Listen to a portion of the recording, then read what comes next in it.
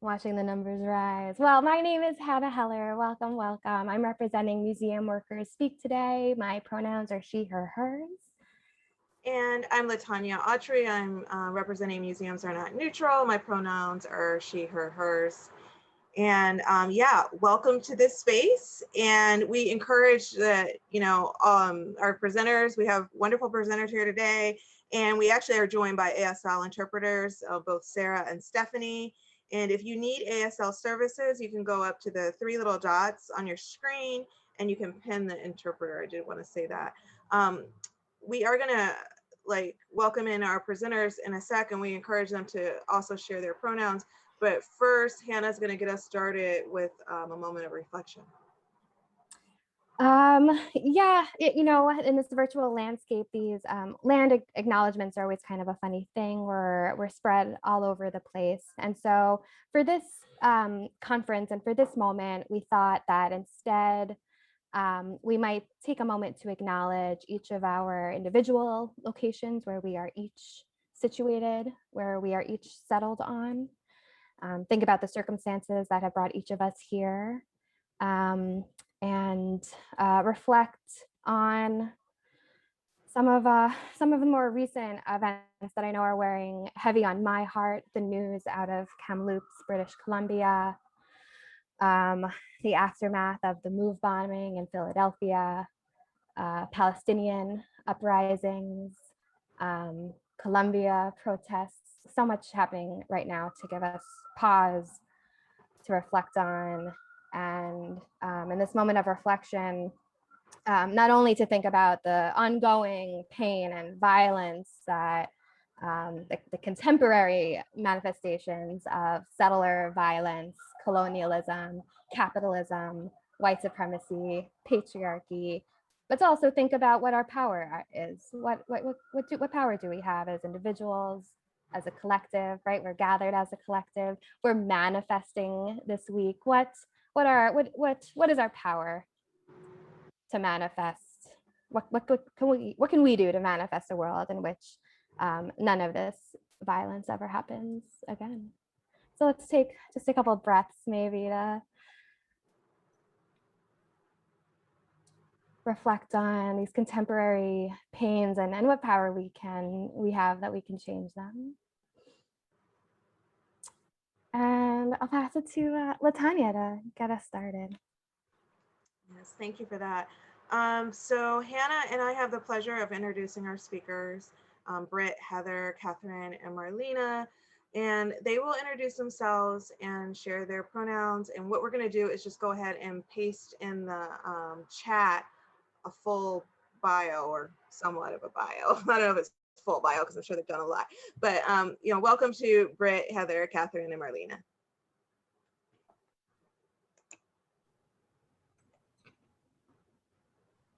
Thank you all. Thanks so much for joining us. I know Kathren's gonna share. Excellent. So thank you so much for joining this discussion today. We, I think, are really thrilled to be here. Special thanks and huge shout out to Collective Liberation and all the groups who are participating in this year's conference. It really is an honor to be part of it. So this is Creative Reckoning, the fall and rise of a BIPOC creative. Next slide. So we are Agate Creatives. I am Britt Oates, pronouns she, her, hers. I'm hailing from Los Angeles, California. And I am the Agate Creatives exhibition developer. I am also a writer. I currently have a blog called britsblog.org. And I am also a cultural anthropologist. I previously worked at a science museum in Los Angeles for about 7.5 years or so, wearing many, many hats, from guest services to exhibit development. And I currently work as the administrator and project coordinator at the Autonomy Research Center for STEAM, focusing on providing STEM or STEAM related research and career opportunities funded by NASA for BIPOC students at California State University, Northridge, and beyond. That's me. I think I'm next. So I'm Kathren Lee. My pronouns are she, her, and hers. I am a queer, mixed Asian American woman. I'm currently finishing up my master's in museum management at GWU University with a focus in science centers. My background, I used to work at the Museum of Science and Industry in Chicago. I worked there for a few years and realized it was time to move up the ladder, so to speak. So I started going for my master's. My professional work so far has focused mostly on STEAM, as Britt said, STEM and STEAM education, as well as DEAI, diversity, equity, access, and inclusion, and LGBTQ plus initiatives. And I'm very excited to work with this amazing team of creative people for what we're working on today. I guess I'm up. My name is Marlena Matuta. I am an Afro-Indigenous Latina of Panamanian descent. In Agate Creative, I am the brand communications lead and social media strategist at work. My actual profession is within fashion. I also have a blog called Big City Curvy Girl Thin Wallet.com. And my background is mostly, I'm also a cultural anthropologist. I'm an art and design historian by education, specializing in 17th and 18th century French, Italian, and Spanish Baroque art and interiors. I have over 10 years of social media experience working with nonprofits such as For Real Women International and the Sullivan Boulevard Bid, both located in New York City, which is where I reside. I believe I forgot to mention my pronouns, but I am also she, her, and hers. Okay, I think from the Atlanta, and my name is Heather Hope Kuruvilla. My pronouns are she, her, hers, and I am located in central Pennsylvania on Lenni-Lenape land. My background is originally art museums. I did, after some time working in registration and rights management, go back to school for a law degree, and I received a degree focused on issues related to intellectual property, artists, and museums. I'm published in areas related to museum deaccessioning, and I've done work with board fiduciary duties. I've also transitioned over to the history museum side of the profession, and I currently am on the Standards and Ethics Committee for AASLH. And with this team, with this amazing group of people, I guess right now I'm being called the organization reimaginer, and you'll find out what that means when I speak in a bit. Awesome, thank you. And we also want to give a shout out to two other team members who unfortunately were unable to be with us today. So a shout out to Sarah Olivo, who is in Chattanooga, Tennessee, and Katie Sullivan, who is in Chicago, Illinois. Our team, I am so in love with this team, and I definitely echo Heather's statements. This really is an incredible group of people to be working with, so it is truly an honor and to be able to talk about that today. And then just for the audience, we definitely look forward to answering any questions that you may have a little bit later, but throughout the discussion, please feel free to throw in some comments in the chat if you're feeling so compelled, and hopefully we can all get a sense of just how relatable our experiences and the work that we're doing really are to all of you. So I think that's something that we'll definitely get to see and talk about a little bit later as well. So I'm just going to elaborate just a little bit because I think it really helps to feed into our story. For me, museum work was never really just about having a cool job. It's always been a kind of passion of mine since before I can really remember. And I kind of like to think of museums as like the gateway to understanding our world and what it truly means to be human. And, my experience working at the museum, starting as an entry-level gallery host, moving up to supervisor and guest services, and then exhibit program coordinator, finally making my way up through exhibit development as special exhibits coordinator, and doing all of this while liaising with a ton of different departments throughout my tenure. It really did allow me to gain such a well-rounded experience in the good, the bad, and the ugly sides of museum work. And so then when I was laid off just a few months after the George Floyd murder and the social justice movements really took the world by storm, I knew that my work involving museums was nowhere near done. And that's really what led me to where I am today with Agate Creatives and this incredible team. And I think we all have very similar stories as well. So, as what's shown on our slide here, we are a small group of mostly BIPOC individuals with a shared drive for dismantling systemic and systematic racism across communities near and far. And for now, we've got our focus sort of on breaking down and reshaping the traditional museum structure, or as we tend to call it, PWI, meaning predominantly white institutions, that structure, breaking that down from the inside out. So when we take a look at our mission and vision, that could maybe clear that up or give everybody a little sense of what that really means. So the mission, Agate Creatives develops revolutionary experiences that dismantle white supremacy culture and amplify marginalized communities to reimagine the traditional museum model. And our vision, Agate Creatives envisions organizations, projects, people, and communities prioritizing social justice for equitable and empowered representation across disciplines. Now, the social justice movements that took place in 2020 after the murders of Ahmaud Arbery, Breonna Taylor, and George Floyd really did serve as a kind of tipping point for many museums and educational institutions across the nation, and maybe even the world, to reassess how they might be contributing to issues of racism, not only within their local communities, but within their own institutions as well. I think we kind of really do have a sense that that's what was going on, right? And so our creative members have either, previous experience with or a really strong desire to engage in museum work. And we all recognize and agree that there is this crucial need for change in the traditional museum structure and practices, because I think that it's pretty logical to say that those practices, those structures really are more often than not a direct reflection of white supremacy ideology, of course, riddled with disparities and inequities for BIPOC. So what does this mean for us as a team and the work that we're doing?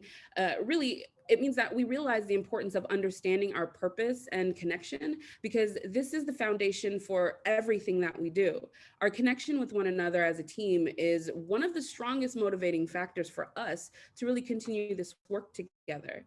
And even in our proposal to participate in this very session, the first statement that we made was, we meet, we have fun, and we get shit done. Now, side note for everybody, that's kind of our internal motto, if you will, right? So we wrote, we meet, we have fun, we get shit done, but not before stumbling through some of it first, meaning we were brought together by the same overall goals, but we truly bonded and blossomed as a united team while facing not so fun experiences throughout the genesis phase of this journey. So, and Kathren and Heather will talk a little bit further about that in a bit. But it was recognizing the blatant and the subtle PWI influences within both the group as a whole and ourselves individually that really allowed us to see more clearly what was most important and what we needed to push us onto the right path to accomplishing our goals. So next slide.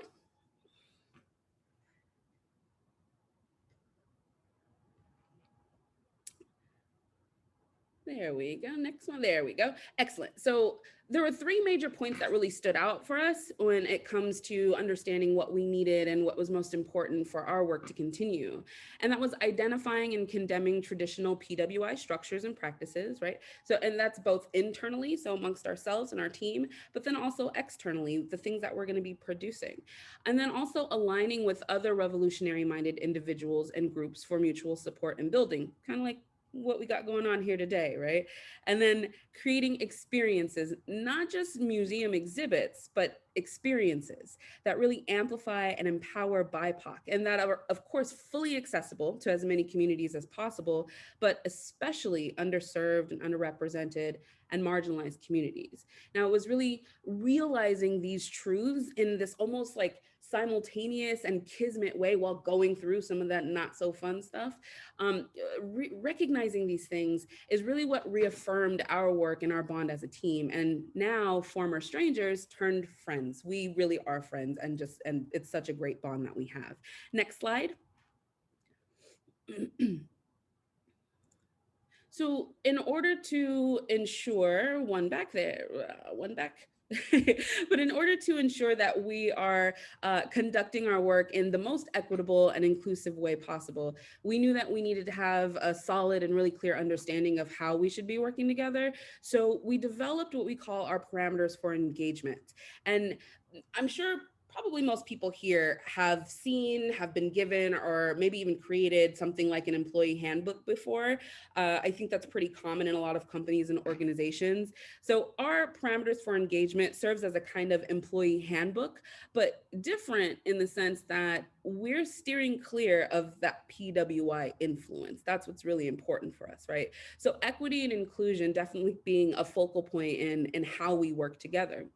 But then also we want to consistently move away, continue to move away from PWI structure through things like the language and the terms that we use. So for example, when thinking about roles and titles, there are no directors at Agate Creatives. There's no presidents of this and that and VPs of yada, yada, yada, and chief operating blah, blah, blahs. You know, those are the kinds of terms and titles that really do promote this notion of a hierarchy. Again, PWI influence, we don't want any part of. So that's something that is really important to us, is ensuring that roles, titles, it's very clear that there's no hierarchy here.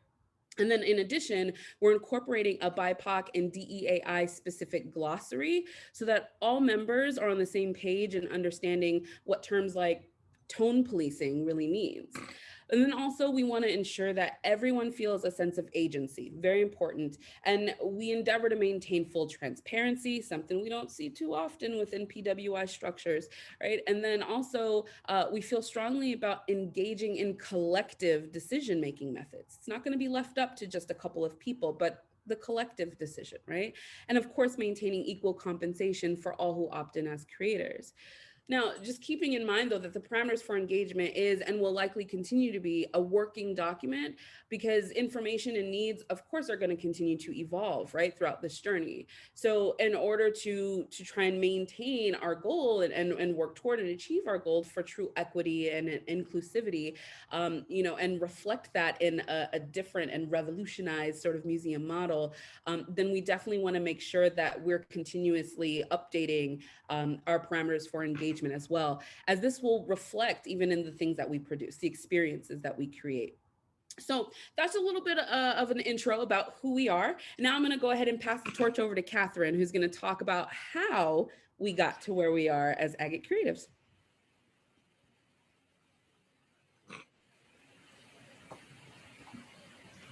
Thanks, Britt, so much for that awesome introduction. I apologize for my webmastering abilities with the slides. I don't realize there's a lag, and so I get impatient and go to the next slide.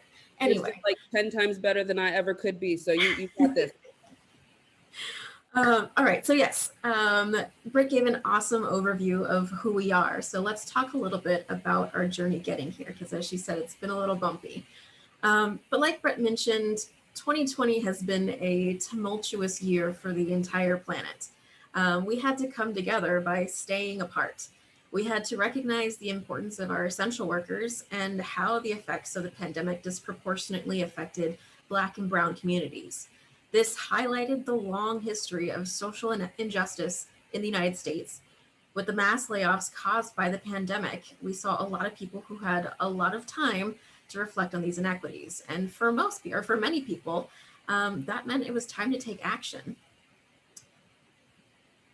Oh, wrong direction. Okay, I'll figure this out eventually, I promise. Okay, so 2020 in particular, but really the past 5 years, has shown BIPOC communities that racism in the United States has become mainstream. And even though the social awareness of social injustice has drastically increased, the response from museums have been the same for the past 40 years, either loud vocalizations of support without real action, or deafening silence. Now, an article I want to draw your attention to is Flies in the Buttermilk, Museums, Diversity, and the Will to Change, written by Lonnie Bunch. He wrote this 20 years ago, and he was really highlighting the issue of museums not doing much, because in his article, he talks about how in the past 20 years for him, so 40 years for us, the museum field had been talking a lot about being more culturally aware and inclusive without much actually changing.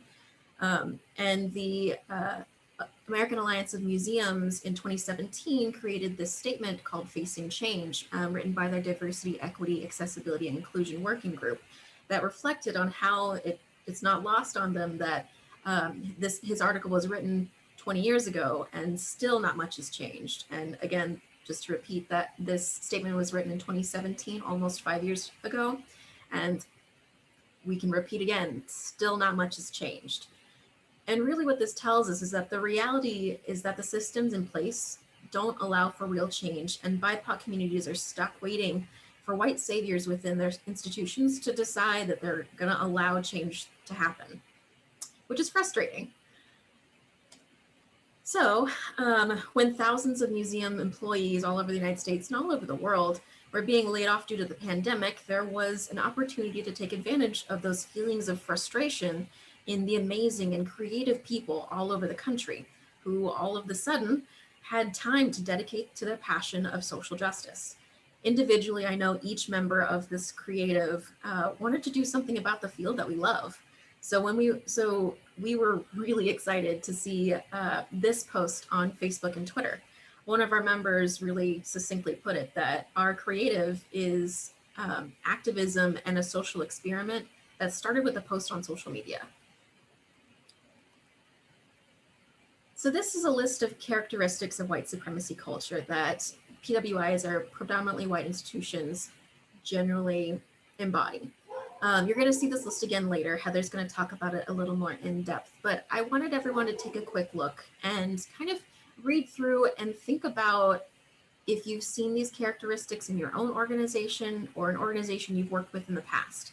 And if you would, write in the chat either which characteristic you've worked with or if you've seen more than one, just kind of so everybody else, all the other viewers can see if they're not alone in this.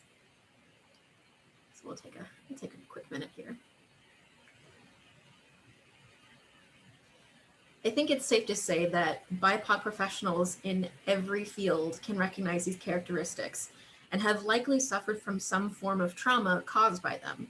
Most of us build methods of protecting ourselves within PWIs without even realizing it. So let's talk about our first version of our creative. I'll call it the first draft. The first version was created by a group of mostly BIPOC people with a select few well-intentioned white people who had the means and wanted to help us get started and spearheaded our way. And our first version had many strengths. The first one is that we had an awesome goal that we all wanted to get behind.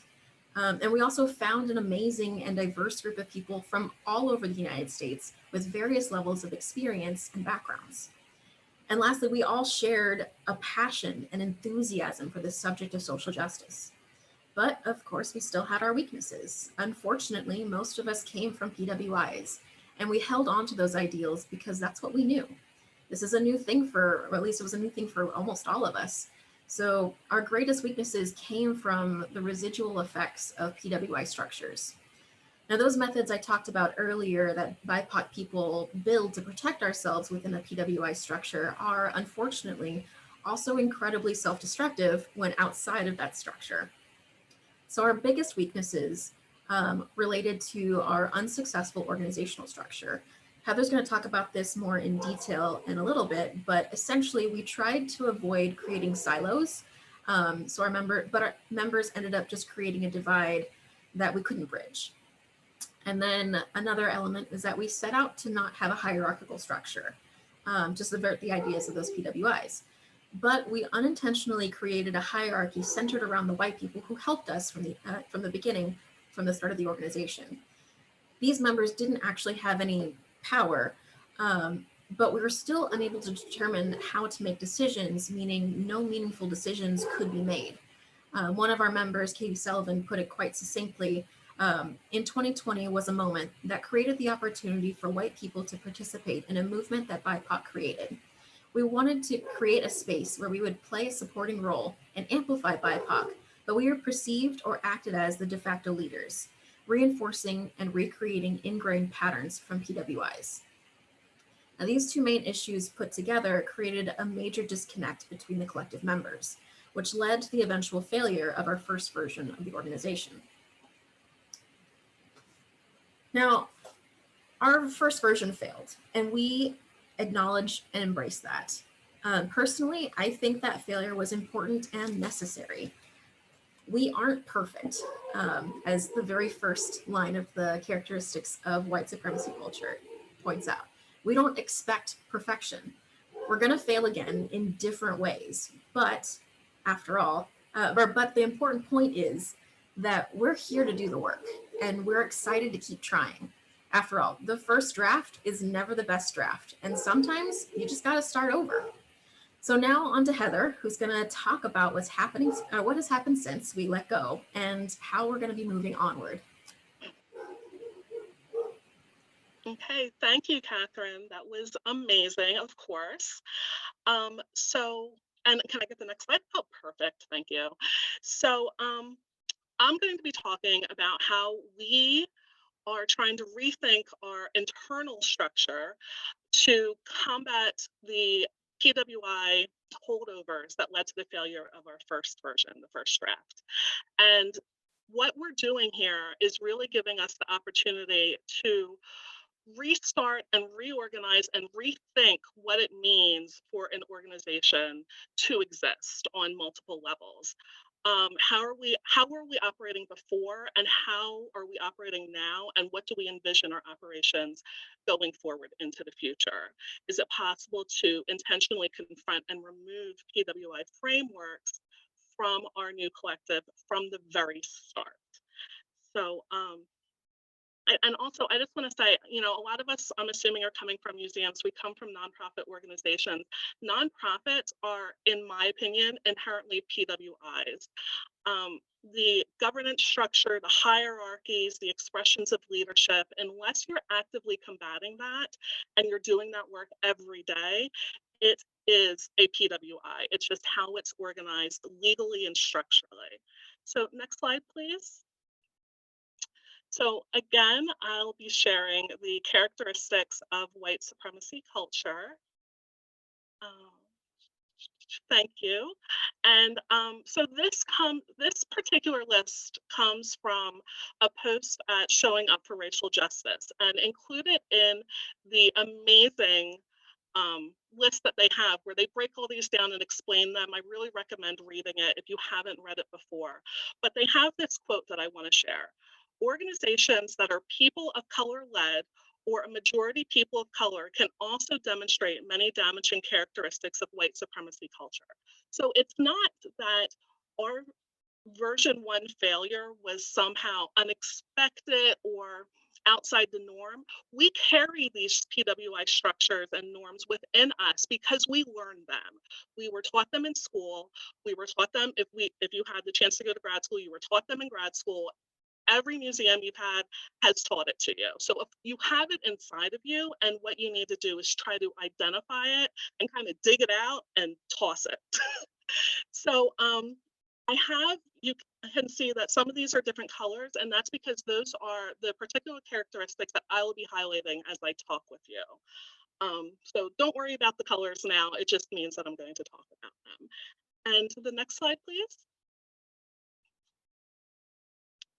So our first version was not supposed to be a hierarchical organization. We said from the very beginning that there were going to be no followers and no leaders, but people default to what they know, and we defaulted to a hierarchical structure. And so the older, age-wise, or in the field longer, the more institutionalized individuals fell into positions of leadership. And the younger, both age or time in museums, and the less institutionalized individuals fell into positions of being delegated jobs, of being assigned homework, of being told what to do and when to hand it in and how much time they needed to spend on it. And again, entirely reflective of nonprofit organizations in general. Think about the typical nonprofit. You've got the board of directors, you've got that executive director, and then you have the staff who are answering to all these levels of leadership above them, and their power is removed from them. And that's what happened with our first version. We naturally fell into it because that's what we were comfortable with, even though it was exactly what we were trying to not do. Next slide, please. So is it possible to combat that in a nonprofit organization? And I will say yes. It does not have to be that way. This is just how I kind of tried to envision our structure now and going forward as we expand and bring in more people. Other members may visualize it differently, but what we have here is a power sharing, non-hierarchical organization. Looking forward, what we envision is that anyone involved with us will be what we're calling creators. And creators are full-time and part-time employees automatically. It doesn't matter that you're only doing what is, 10, 15 hours. You are an employee, you are a creator. And then we also want to make that creator designation or membership open to our volunteers and independent contractors. We don't want to require them to have that type of commitment to us, but if they want it, it is there for them. What is a creator? What do they do? Creators have full ownership of the organization. They vote for who gets to be on the board of trustees. They vote or make decisions about who, maybe it's, do we want to pursue this project? Do we want to collaborate with this other organization? Do we want to hire this person to be, a grant writer or whatever it may be? Anyone who is a creator has full ownership of the organization. And at the same time, people can drop in, drop out, shift. If you came in doing one thing and you're like, oh, that thing they're doing over there is really interesting. We're not locking people in. You can move around, you can shuffle, you can find your passion within our space. There's power sharing between the creators and the board, but the ultimate power goes to the creators. And next slide, please. And so what I have here on the little cork board is just the characteristics of white supremacy that are hopefully being addressed here. And I do want to make very clear, this is not a one and done. It is not, oh, well, we came up with this system, so we never have to worry about right to comfort again. We never have to worry about power hoarding again. This is something that is active work. So we've come up with a situation where the organization is arranged a certain way to address these things, but that doesn't mean that they won't rear up in some other way and that we never have to worry about them again. So it's just one step towards being the organization that we want to be. And next slide, please. So the other thing, as a nonprofit organization, and I keep saying that, I should say we are not yet a nonprofit. We will be a nonprofit in about a month. Once all the paperwork goes through the state, we're working on it. But as a nonprofit organization, there's certain legal requirements that we have to fulfill. We can't just say, oh, we're not going to do that. But one of those things is we have to have bylaws. And bylaws are the document that tells the organization how it operates day to day. The state of Illinois requires us to have them. Every state requires a nonprofit to have them. So as I started the work of trying to come up with the first draft of the bylaws, I think this image is what I looked like. When we scrapped them, they were over 10 pages long. They were incredibly dense. They were very difficult to read. There were comments on the working document where people would say, what does this even mean? And then I would have to give this like 4-paragraph explanation of what this thing meant. It was a nightmare. And what I realized is I had gone into writing these bylaws without thinking about what the purpose was and without thinking about how I could challenge what traditional bylaws look like. So next page, please.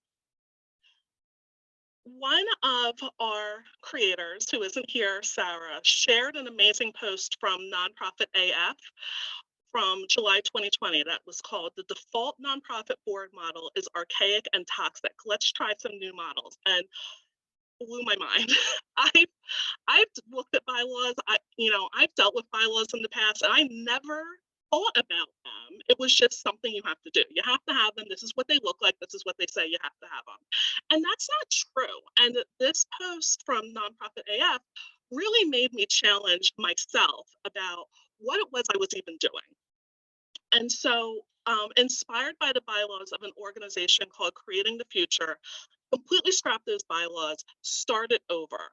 And this image shows 3 pages of the bylaws. Right now, they're about 3.5 pages. But what they do is their mission, vision, values forward, and people forward. It's focusing on what it is that we want to do and incorporating the legal stuff by reference. Yes, we will comply with the IRS if we get tax exempt status. Yes, we will comply with the laws of Illinois, but they've already written that stuff. So what do we need here? We need to tell people who we are and how we operate. And that means mission, vision, values, people, and then in brackets, and all that legal stuff that we have to do. And in here, there's a quote: "The role of the board of directors of Agate Creatives is to safeguard the organization's integrity." That's it. Because we're doing a power sharing structure, they're not the ones who will be dictating to the creators what we need to do. It's the other way around. We have flipped the organization. We have flipped the model. At the bottom here, I just want to be like super upfront and say I had to confront some PWI characteristics within myself through this process. I realized that I carry perfectionism inside of me. It's just something that I am working on. I think that a lot of us recognize that sometimes being a Black woman means that you need to work twice as hard for half the recognition, and that you get this sense of if you make a mistake, it means you are a mistake. And I needed to let that go to make this happen. I also needed to let go the sense of urgency that I felt of, I need to get this done, everyone's waiting on me, because no one ever said that to me. My brain was telling me that because I've been institutionalized, and I need to fix that in myself. And then I also have the characteristics that I think are identified and confronted in the bylaws. But again, it's not a one and done. We need to keep working on it, keep doing the work, putting in the time, and I do believe that we will get there. So that's it for me, and I think I'm handing it over to Marlena. Yeah. There we go. So now I'll be talking about the external strategy. And as Heather mentioned before, we are very people focused on everything that we do. And it's funny because our activism is all it's shifting as well, because we're in a digital age, and obviously it's much more bigger now than it used to be. We met through a social media post that I'm very happy I got to see and join, because I love these women that I get to work with. And we also use this technology to be in constant communication with each other, because we have yet to actually meet in person. So anyway, in the last year, we've seen a rise of people sharing not only articles, but as well as original content from influencers and groups like us, similarly. And you also, we also see that this is what's getting people to actually become aware of certain things within the communities, as well as within just normal society that they have probably just not noticed before. So the direction that we're taking, basically, is what I'm trying to say, is that we want to show that anti-racism work is not just Black versus white. It's not about guilting somebody or angering them to the point that that's what's going to make them decide to change.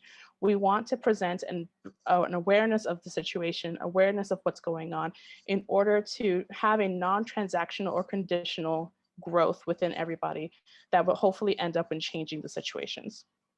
And this could be something as simple as, for example, our post about Tulsa and the MOVE bombing, in which case we're presenting what happened, and then presenting as well, like, if you want to learn more about this, here's where you can learn about it. If you want to get involved in this, here's a link that you can get involved with it, be it financially, you want to help the family, be it that you want to help an institution that's trying to make change in this, or even just like signing a petition, just making sure that people have the ability to become an activist. And I say quotations because I feel like it's not even just activism, it's more of just being a human. And just making, those changes within themselves. So this kind of methodology that we've created is actually very, very different from the first draft. The first draft direction was more into what I want to say was donor cultivation. We were more focused on getting donations in order to create this travel exhibition that we were going to get done. And then in an effort to not do that, we had to do some complete rebranding and redirection. If we can share the next slide, Kathren. And the first thing that we ended up having to think of is a new name. So the previous name was just an acronym that we felt was very limiting. It limited us to the idea of just having an exhibition, which, trust me, we're still going to do the exhibition, but not the way we're thinking about it in version 1. But the name was specifically about the exhibition. It was even in the name, but with an acronym. So when we decided to make the move towards the 6 of us working, we're like, okay, we need a new name. And I won't bore you with how long this conversation was, but to keep in mind about the PWI structures that we're thinking of, we even tried to recreate having an acronym name. We were like, we're gonna have an acronym, we should do this acronym, no, this one works better. Or we had an acronym, it's like, okay, what fits for each letter, because we wanted it to work. And we just like, we're gonna make this work. In the end, I have no idea who it was that was like, okay, let's just scrap the acronym for a second and think about what we want to do. And the first thing we said, we want to incorporate the idea of like everyone being human. You know, we're the same in that regard, but there's also differences, and how beautiful that is.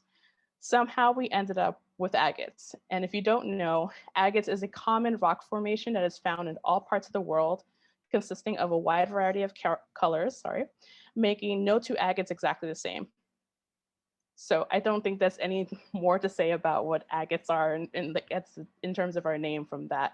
And as you can tell in this graphic here, all agates are very special and beautiful. They are different, but obviously they're under the mantle of the name agate. Once we had that name, we had to put in the work for our brand book. And obviously with a name like agate, we're gonna pull from the agates.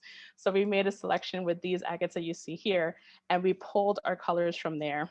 And then we started doing the work with font and stuff. But our color palette specifically came out of diving into this name with the agates. And then we also started with the logo, which you can see at the center there in the dark brown, burgundy brown. And I was something that I actually decided to take ownership of when we were in this process. And I knew one thing we wanted to do is simplify it. The one before was literally very complicated. It was also harder to do things with color when it came to design. So I wanted something that we can just like change the color if we needed to, or if we wanted to. As you can see here, like sometimes I made the diamond into like a mauve color, or sometimes yellow or red. So we needed to actually pick something that is easily manageable, but also that stands out.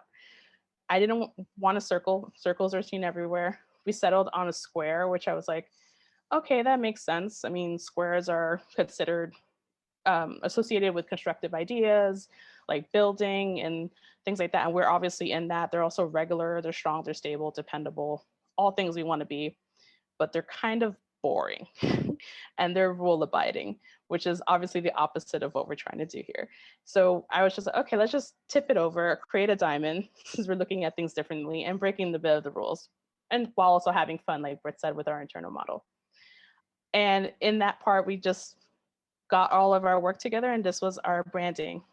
And then just really quick about the colors, because I want to make this point about it, is that we actually got a blessing with the name Agate Creatives, because since we took our colors straight from the agates themselves, we got a mix of warm and cool tones that work within the range of subjects that we're going to tackle when we're talking about anti-racism, both within our work online as well as when we actually have our physical spaces in the future. And it's so, we can maintain a brand presence, but also allowing our message to shine in an original way when it comes to whatever we do. So like the warmer tones, we're going to be using more to, well, warmer tones in general, they communicate topics of emotion and passion. And these are the ones that we'll be using when we're talking about things that we want people to actually have some kind of reaction and actual action after they see these graphics, so some topics of urgency, if you will. Then the cooler tones are about communicating respect. Cooler tones will communicate respect and calmness, in which case we would use in order to educate in terms of our content that we use in the material. And we feel like that would make things a little bit more receptive. It's a bit of a psychology with the colors here, but you know, it's something that I actually liked a lot about it, because it's something I didn't expect, but it came from the agates themselves, and it's something that is really, really cool. But now moving on to next slide about what other changes we did beyond just, colors and logos and brands. And that has to go with what our values are in terms of our work. And as we all have said, we really want to amplify marginalized voices with anything that and everything that we do. And that it comes with us building each other up while we're working in this, but not only talking about racial justice in the museum, but also creating a network of collaborative connections and support within BIPOC communities. So that means collaborating with artists and designers, be it for like creating content that's educating or informing and creating awareness to our audience, but also like letting people know about these artists and designers. There's a lot of artists that we obviously don't know, even within museum spaces. Our BIPOC people are not really represented within the galleries, and we want to make sure that we're amplifying their voices as well. And also within that vein, a lot of our content is going to be story sharing, by which I mean Britt is not going to be the representative of all Black people. I'm not going to be the representative for all Latino people, but we're going to have open communication for people to be able to share their stories and tell us like how their experiences have affected them and how their experiences can highlight what changes needs to happen. Then we have as well accessibility as another value, and by which we want to present with our work within communities that people are in. Version 1, we were more focused on like, we need to have 5,000 square feet, Heather, I believe, that we wanted this huge space and we're going to just put it out there, but we weren't really thinking about communities. And we really think that from communities out is where you kind of get that change here. So that be it like libraries, historical houses, community centers, schools, even if it's just like poster presentations that we can submit to the schools, but obviously still doing our travel pop-up exhibition on topics like gentrification and standardized testing as well. And then we have the national scope. And the reason why this is a specific value is because we were so focused on version 1 about tackling all of racism at once at an international level and targeting more larger established institutions in order to have them be done. So we weren't thinking even of the local gallery. We're just like, okay, we're just gonna go to the Louvre, the Met. And there was a big shift from what we were thinking of, which is, again, community. So we want to go from the shift from going to huge, not saying that we'll never work with them, but go more to small and work with venues that actually have similar values with us, and hopefully that would reach more people that way. All of which is just challenging PWI structures and operating procedures, because we're taking everything one step at a time, because we're only human. And we're also not doing this full time. All of us have our own jobs, and some of us are studying and things like that. And we have to, manage our time with that.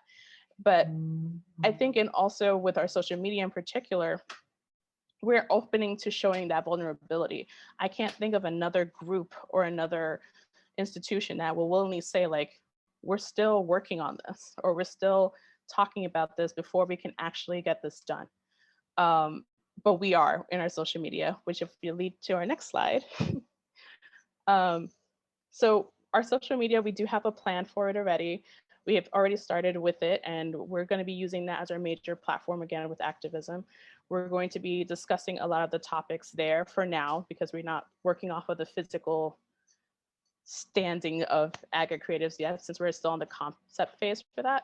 But we're super excited to share the work that we have so far with you. So I welcome you to please follow us on our platforms. We're on Instagram, Facebook, LinkedIn, and Twitter. For now, we might expand, you never know. And until then, just give us a follow there and let us know what you think.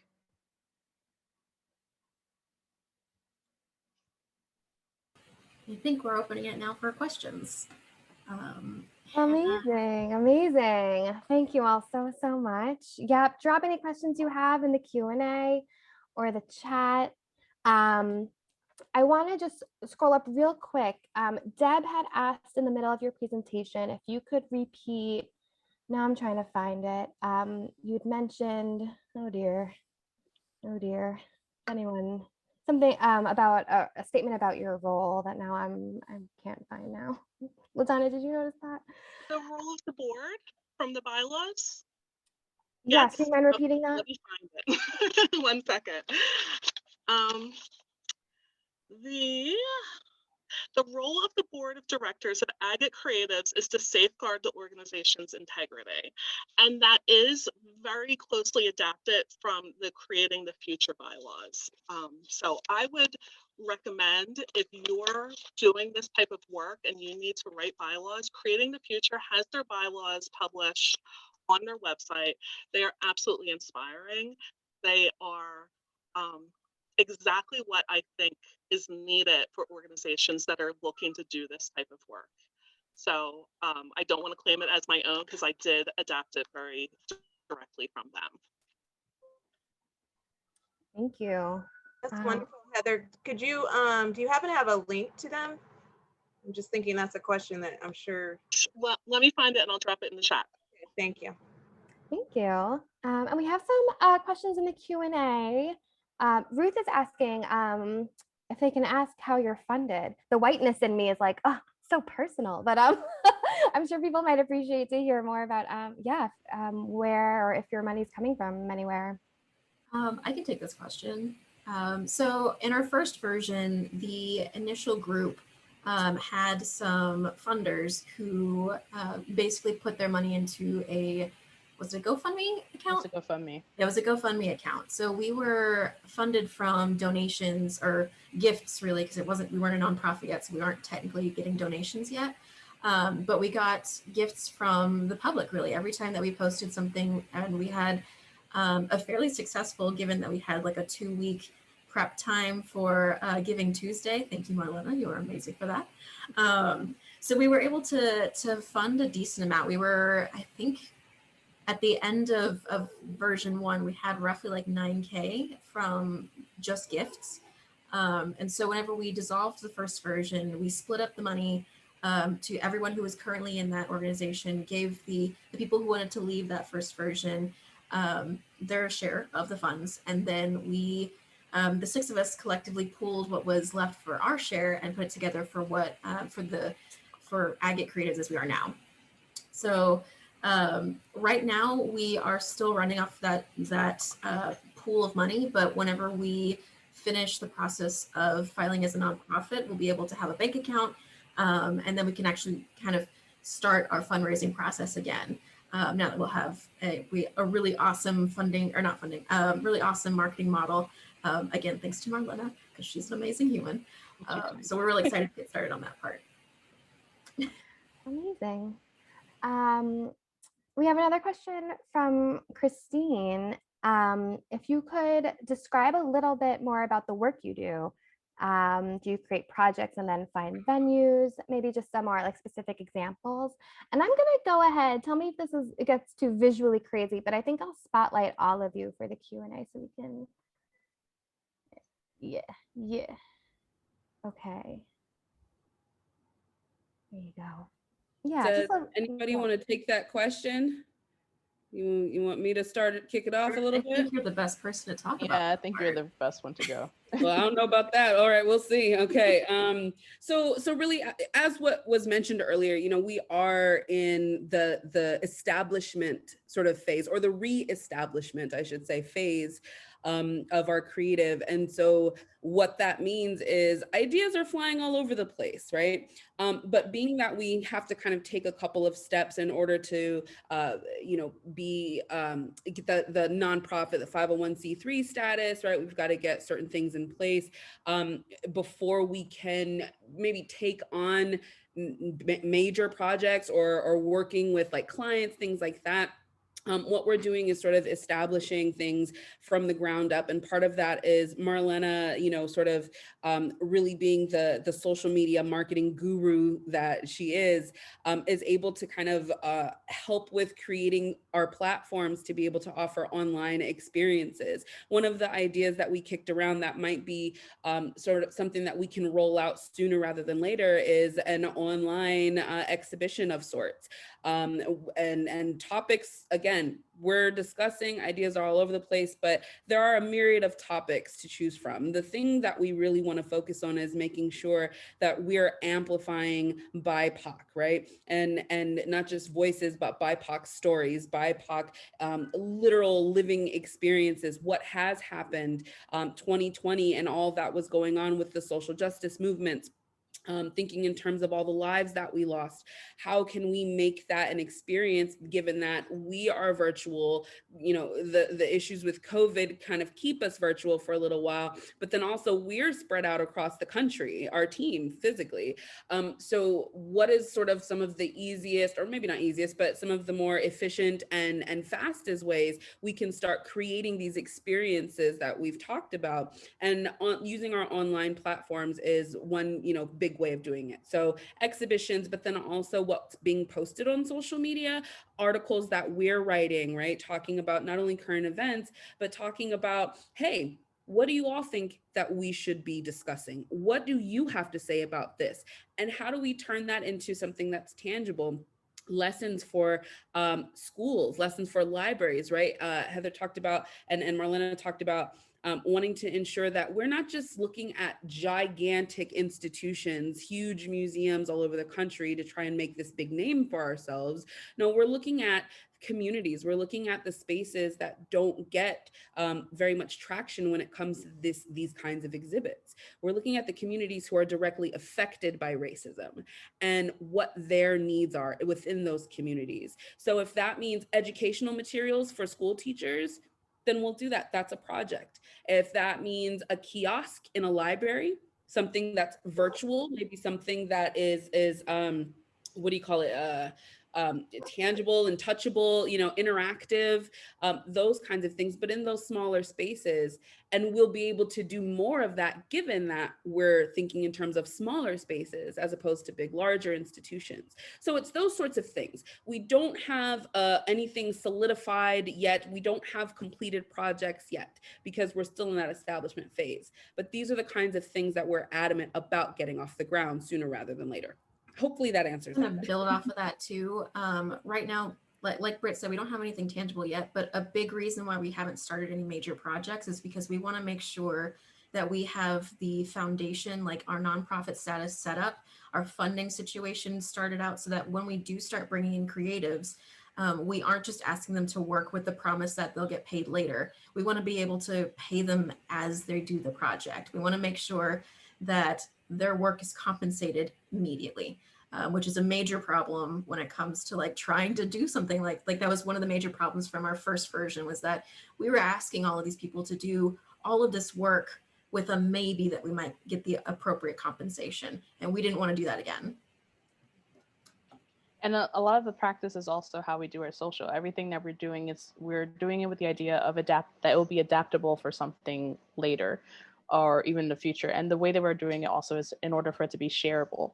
A lot of the things that we've noticed is a lot of people just want to be like, they've learned something and they want to like educate someone else. So for example, Heather was one of the people who highlighted that we should write something about the MOVE bombing. That's something I didn't know about until this year. And that's been something that's happened years ago. So that post in particular actually was viewed over 10,000 times and shared a lot because people were obviously like, what is this and what this is going on? It's obviously an uncomfortable topic, but people are learning and, you know, becoming aware about it. And that's a lot of what our content is going to be, is just going to be bringing awareness, but also something that we can then tangibly make into something once we have something more physical. And yeah, so a lot of our social media is within that vein of like educating, inspiring, but also getting people to think about activism afterwards. For now. Thank you.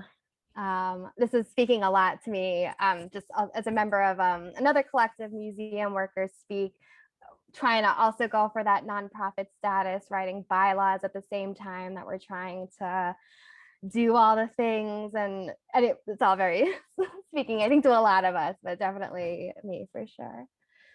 Any other questions? You're getting a lot of appreciations in the chat, naming and acknowledging these characteristics of white supremacy is so important in the context we work, but also I so much appreciate acknowledging it, how it manifests in ourselves, subconsciously, unconsciously, without our knowing it, because it is so ingrained.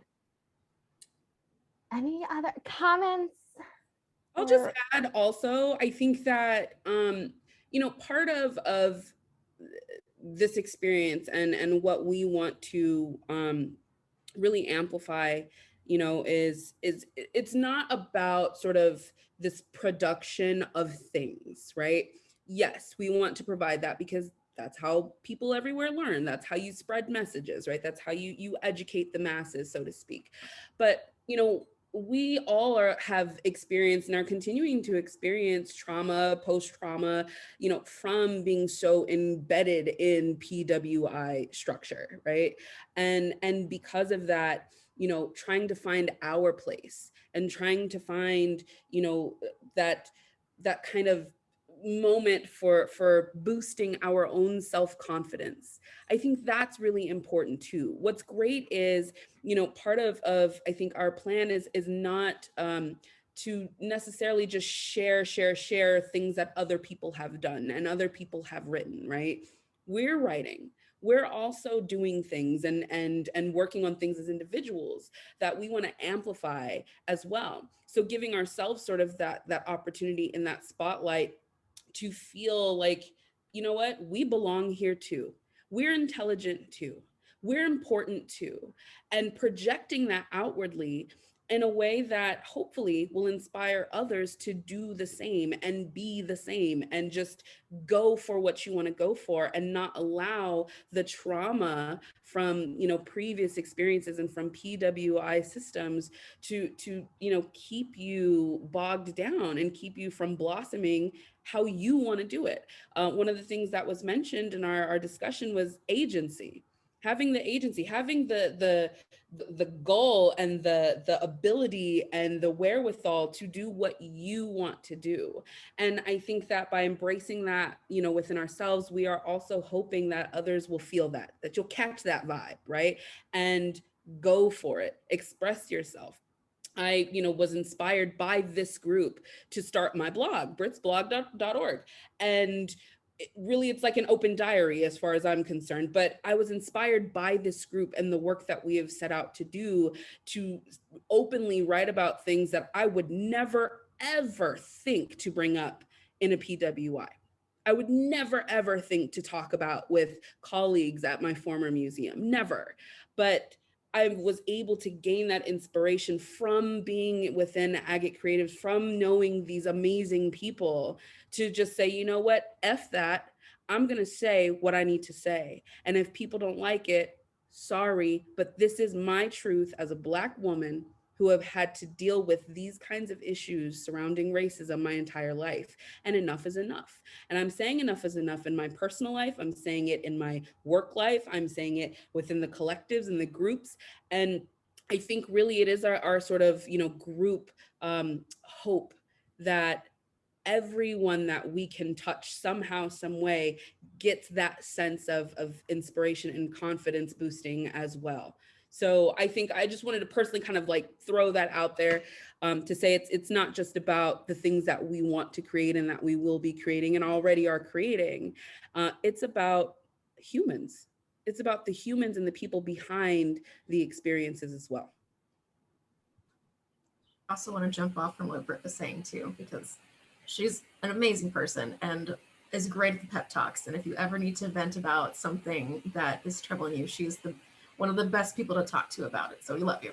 But one of the things that she was mentioning is about like the learning process. And I'm a grad student. I'm finishing up my master's degree. I am relatively new to the museum industry. And one of the things that I love about this creative and this whole process, as difficult as it might have been to start out with, is that we are embracing experience as well as expertise.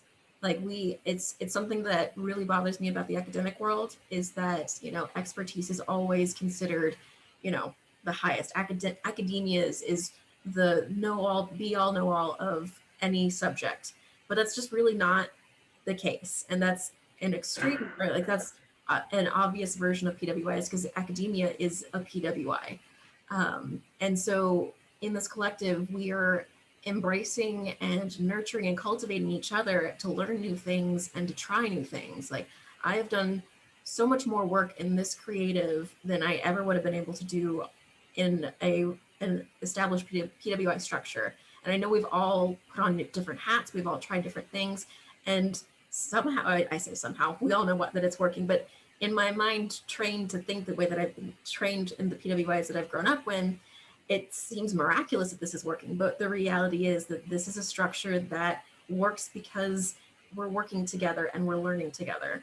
So I just wanted to throw that out there because that's the best part of the job for me in this creative.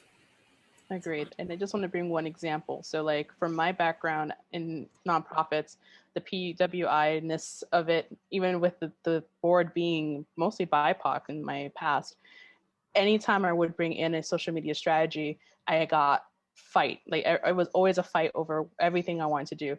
Versus with the creative, I was always like, okay, this is an idea I have. This is another one. This is what I think for the logo, and present it expecting a fight and get, that's amazing. Let's just do it.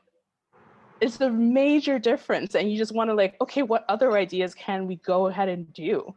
And just like having that collaborativeness that like, I don't have to get worried that someone's going to be like, no, we're not doing that. Or someone taking the idea and presenting it, you know, and saying it was their idea. None of that happens. It's just more of like all of us working together and saying like, how can we make this move forward? Even if it's like an idea, we're like, okay, that kind of seems a little off, but let's see how we can get there. Or what can we do with it? Which is the best part of this whole thing.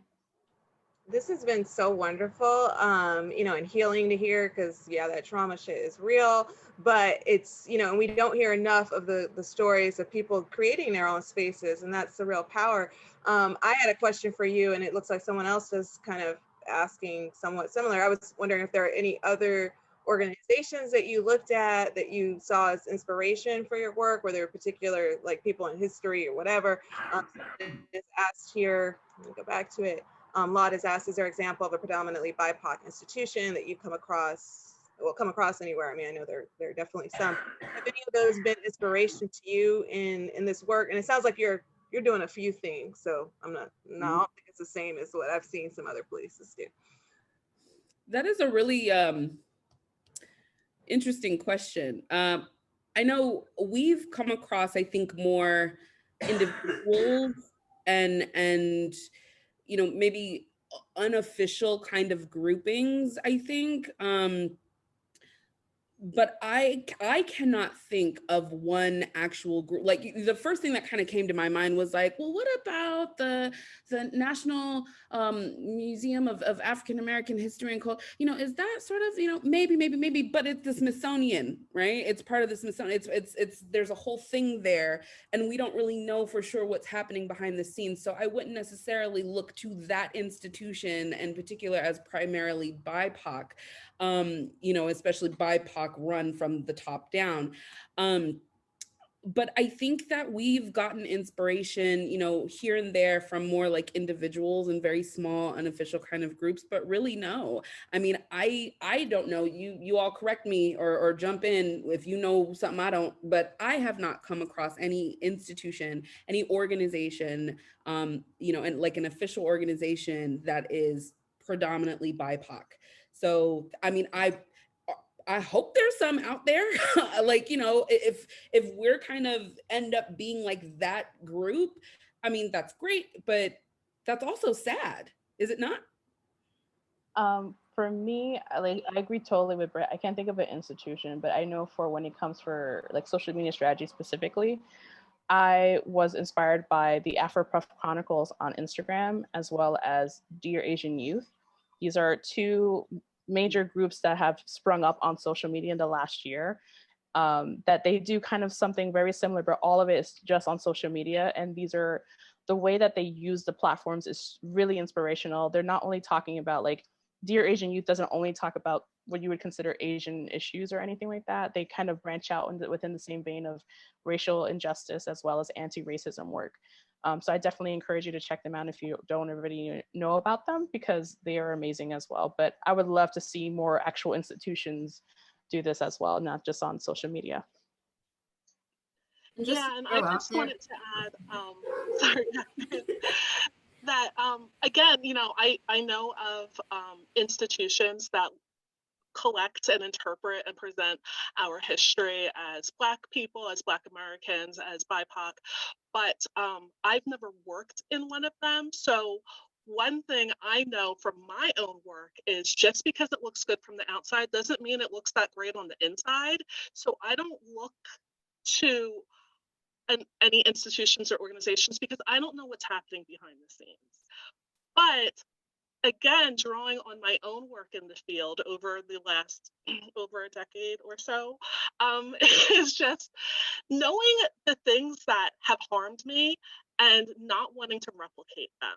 I ended up in a very brief Twitter exchange the other day with people talking about the harms that were done to us when we were interns in different institutions and how it was 100% necessary and no one stood up for us.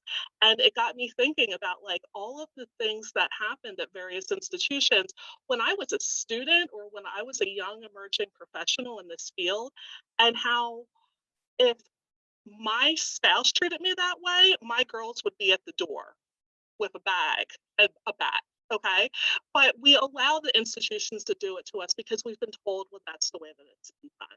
So it's almost the flip of what you're saying. I don't know an institution that I can look to for guidance or inspiration, but I know what hasn't worked for me personally and for my friends and my colleagues, and I don't want to replicate it for anyone, because just because I went through it doesn't mean anyone else has to go through it.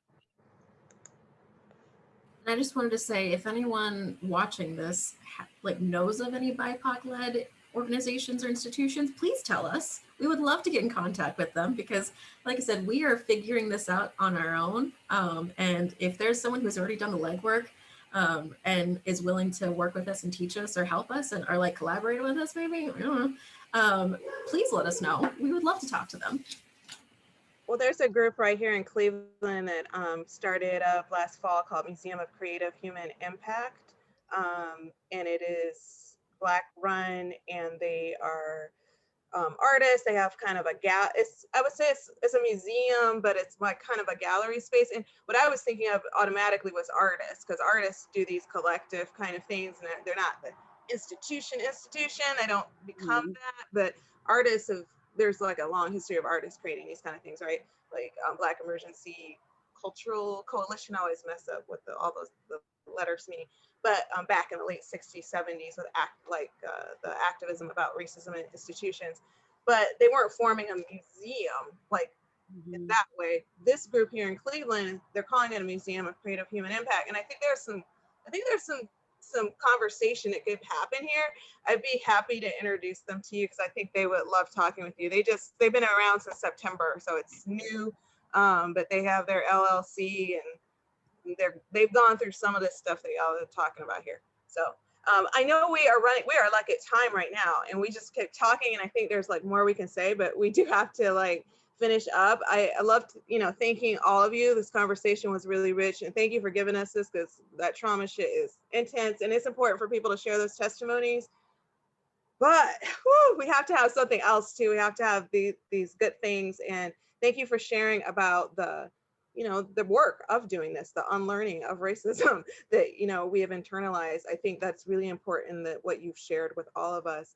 I'm going to try to go share my screen real quick to try to get back to what I'm supposed to show you guys. While you do that, could I just say one last thing? Of course. So I just dropped our email as well as our handles on Instagram and Twitter. If you could just give us a follow, we would love to hear from you. Any ideas, anything you just want to tell us, feel free and drop us a DM or an email. Yes. Amazing. Here's what's coming up. What is not on the schedule is this evening's, just following this? Or maybe there's another session and following that? Okay, I'll get more details for you, but we are having a karaoke session tonight hosted by MCN. Don't miss that. And I'm also dropping a link. We've started an Ask Offer doc, kind of in response, I think, to a lot of things that we're talking about. We're gathered to reimagine a new world, but with that comes a lot of, we need resources. We have resources and we need resources. We have things and we need things. So here's a doc with some, you'll see if you're feeling like, oh, I wish I knew more about, for example, orgs that are doing it right. That's a great example of an ask. And I can see that probably some people in the chat have some answers. So, so yeah, feel free to use that doc if it helps. And I think we are, yeah, I think that's it, basically. Yeah, and,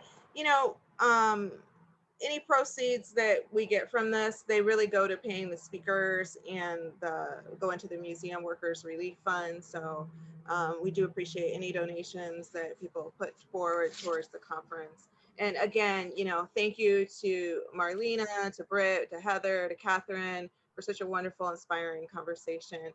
Everyone, yeah, peace and love to you. Thank you. Thanks for having us. Thank you all. Onward. Much.